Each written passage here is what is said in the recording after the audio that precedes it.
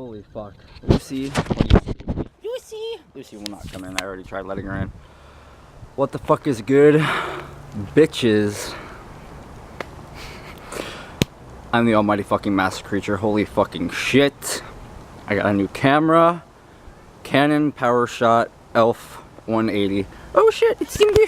Simba! It's Simba! And this is Lucy's. And this is Simba. And this is Lucy's. And this is Simba.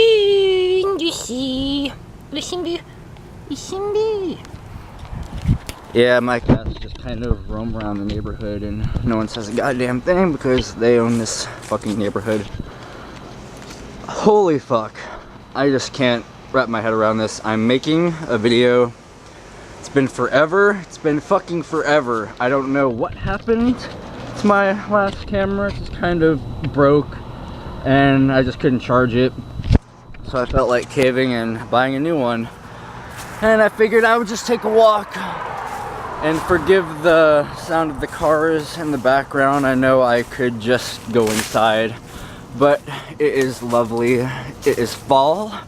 Sometimes it's quite warm out and you can't really tell that it's fall. But you know, I like to pretend that I am in Akkala from Breath of the Wild. Although, you know, in Akkala it's like a pure yellow tree, a pure red tree, a pure green tree, okay? Not many people play Breath of the Wild, not many people are Zelda fans, but I am, so that's what I'm talking about. See, I don't really have like a script in mind. I don't really have anything in mind. I just felt so fucking mosquito. I just felt so detached from the world because I wasn't making videos anymore. Truck! You are a truck, are you not? Yes, you are. Thank you very much. And video making was just always such a big part of my identity. And not bugs. And when I wasn't doing it anymore, it just didn't feel the same. And my YouTube channel, you know, I never really made anything off of it. I had an AdSense account for like 5 seconds. And then I was kind of artificially, you know, stimulating my income, my revenue by clicking on my own ads, and I didn't know that you couldn't do that.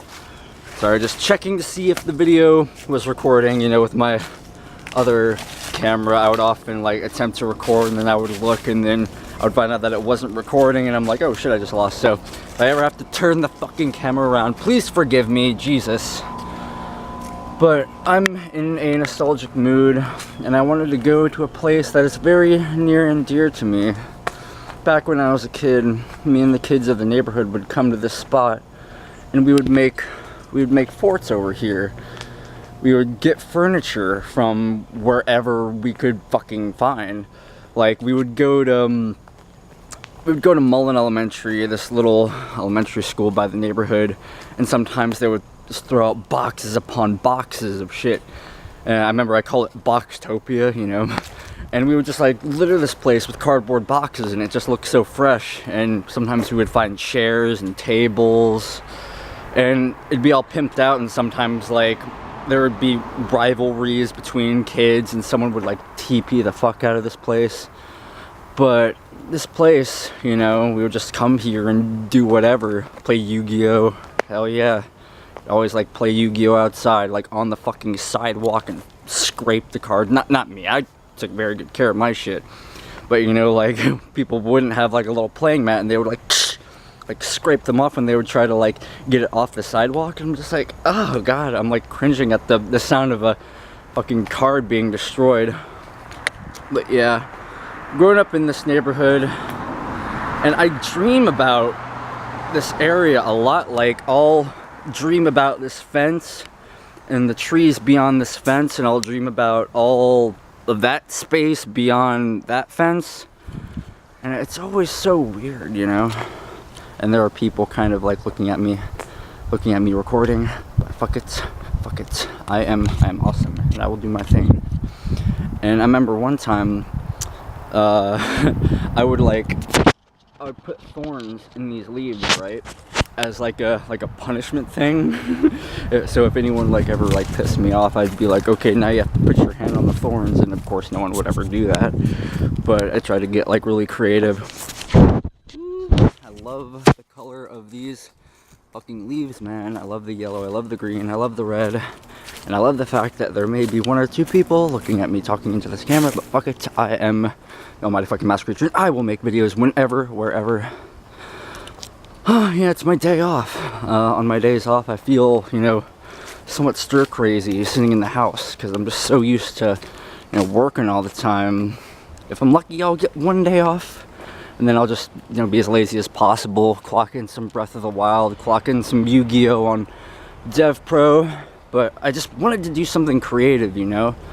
I always wanted to be a published novelist, you know. That was like my very first ever major aspiration. I wanted to be the next J.R.R. Tolkien. But I have like major writer's block when it comes to my fictional universe. I have 2 short stories, including my fictional universe. And God, I can only imagine like how much time J.R.R. invested in creating his universe. I mean, he invented a whole language. Sorry, I keep feeling like things like fly onto my forehead. But still, it's like, when you have that aspiration, you know, it's like, you don't want to be compared to J.R.R. or George R.R. Martin and just think like you're ripping them off, or like, oh, this shit has already been done, you know, it just sounds like a diluted version of what's already been done.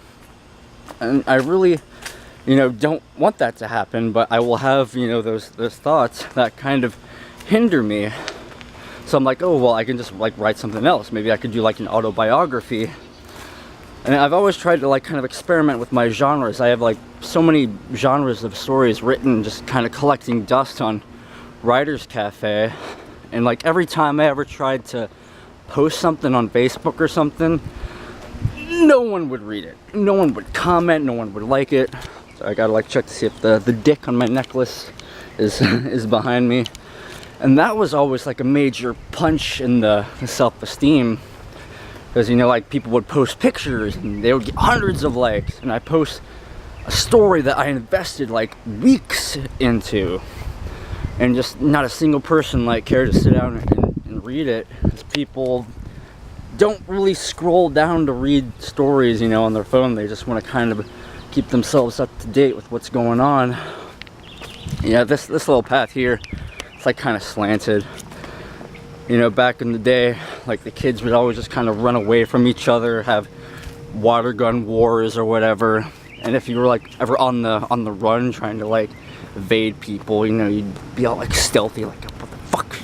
You're not gonna fucking find me. But yeah, you know, like pretty soon all these trees are gonna be like, you know, empty of leaves, aside from the evergreen ones. So like I really cherish seeing the red and the yellow. But yeah, I really want to just keep my YouTube channel alive, because I have what, 800 something subscribers. Like that's something like that I built an audience making Juggalo videos and atheist videos.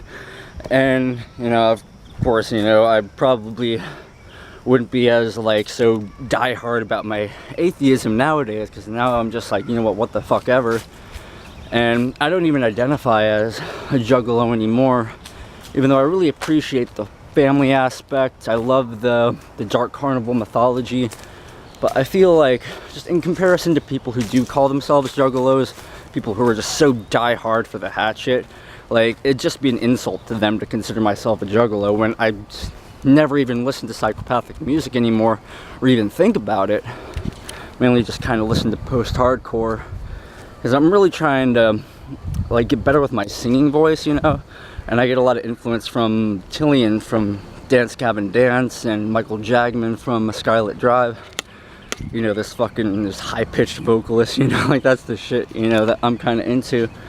And I was doing karaoke at Hard Times before they closed down, maybe kind of badly, aside from my actual screaming voice, which I did showcase more than my singing voice. But I actually do want to be good at singing, and of course that can only be good with practice. So hey, you're gonna have to listen to me suck before I actually get good. All I want to fucking do is create and entertain and just be myself and not fucking worry about what people think. That was always like the thesis of who I was, of who the masked creature is. Just say, you know what, fuck what everyone thinks and expects. You know, you matter regardless of how relevant, you know, it is. Like, oh, it's your shit's not even relevant. The game you like isn't even relevant. What, Sonic Unleashed? You know, fucking play Destiny 2 or whatever. Boop. So, holy shit. My last camera recorded videos solely like up to 10 minutes, and I'm just past the 10-minute mark.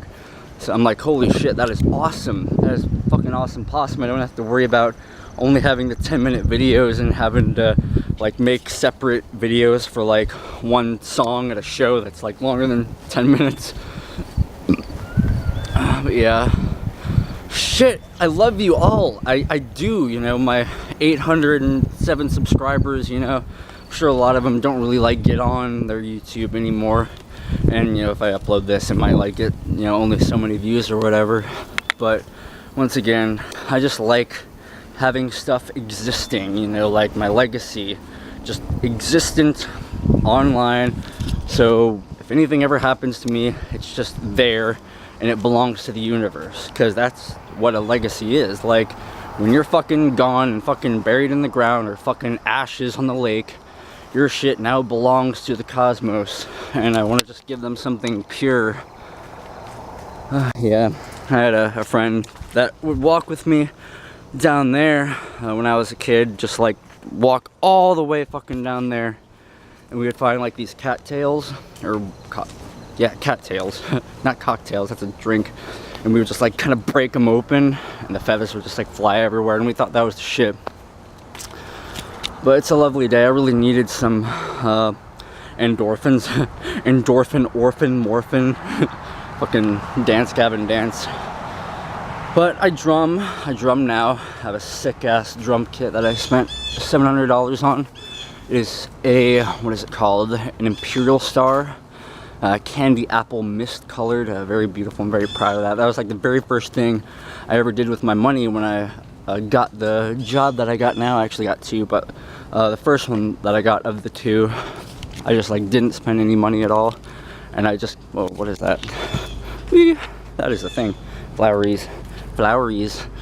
Like, I didn't even spend money on food or anything. I just really wanted to just stack up my money and buy it, because as some of you may know, I was in a band called Demonic Sonogram, and that band, so fucking rad, so fucking awesome. Demonic Sonogram will always be near and dear to my heart. I still have Demonic Sonogram stickers and shirts. And as you can see from all of our live videos, we never had a drummer. So I wanted to just kind of be the drummer, you know, like, oh, you gotta do everything yourself, right? So I invested in it, and I was gonna be the drummer, and still it didn't really like take off the band as I thought it would. Because my, you know, not to really shed too much light on, you know, everything that happened or air out the dirty laundry. I kind of made a full circle here, walking. But he didn't really feel like practicing with me as much as I thought he would. He really didn't practice with me at all. And so I felt like, well, gee, like, what the hell did I do all this for? Like, do you not even care? And eventually I voluntarily left the band by cutting him out of my life. And so I've just been practicing, not knowing if I will ever perform in a band again on vocals or drums. Because, you know, that shouldn't even fucking matter. Like, I just want to practice music just to keep the music in me alive. Because I know that I don't need an audience. I don't need a venue. I don't need to be on a recorded track. You know, I have a lot of awesome fucking videos online of performances and some studio tracks that were recorded by the awesome Jonathan Henry from Prodigium. And I consider those like serious fucking accomplishments. Like, I listen back on those tracks and they're just so fucking rad. And of course, like, I want to do more. I want to have more studio tracks. I want to have more albums. I want to just wreck shop, you know. I don't know when another time will come when I can do all of that. So I just want to keep all the music in me alive. So like, if a time ever comes, I'm not going to be like, oh, well, you know, I just don't really care much for music anymore. You really just have no idea what life is going to bring you. So So you just have to stay true to everything that you've ever believed in. And you know, that's just my thesis. So this video has been coming on to 15 minutes. I don't want to give you guys like a fucking extravagant 1 hour thing. Holy fucking shit. It's good to have a nice ass fucking cam again. It's good to be able to just showcase who I am again. And for everyone who's just stuck around watching whatever I fucking upload, you know, thank you so much. I mean, last video I uploaded was the last karaoke night at Hard Times. So like, even though I haven't been like making vlogs, I've always tried to just throw something up if I ever had something. But the vlogs were like the main thing, you know, because everyone just loves to see my fucking pretty ass mug. Thank you guys for giving this video a peep. I'm just gonna be walking around a bit more, enjoying this lovely breeze, and yeah, you'll see more to come. I am the almighty fucking master creature. You are a dragon with wings, so do not stay on the fucking ground. I call this neighborhood Winterfell. Like whenever I'm walking home from work or something, I'm like, there's Winterfell. Because, you know, I'm a Stark and a Lannister. But, you know, I have a Stark banner in my house. You know, winter is coming. He who passes the sentence should swing the sword. Stark for life. And Lannister for life. You know, because Lannister always pays his debts, and I'm all about that shit too. And I'm kind of, you know, vain like Jaime Lannister, you know. I'm also lame.